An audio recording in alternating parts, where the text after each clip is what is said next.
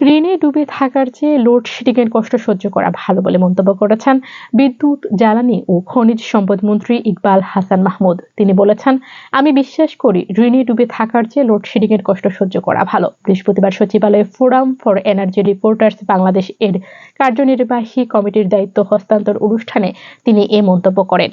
ইকবাল হাসান মাহমুদ বলেন, আগে লোডশেডিং থাকলেও তা জাতির উপর কোনো আর্থিক বোঝা তৈরি করেনি। এখন আলো জ্বলছে ঠিকই, কিন্তু সেই আলোর নিচে ঋণের পাহাড় অনেক ভারী। তিনি বলেন, জ্বালানি সরবরাহ নিশ্চিত না করে বিদ্যুৎ কেন্দ্র স্থাপন করা হয়েছে, যার ফলে অলস বসে থাকা কেন্দ্রগুলোকে সরকারকে ক্যাপাসিটি চার্জ দিতে হয়েছে। মন্ত্রী জানান, তাদের আগের মেয়াদ সিস্টেম লস ছিল 6%, যা বর্তমানে বেড়েছে 10% হয়েছে।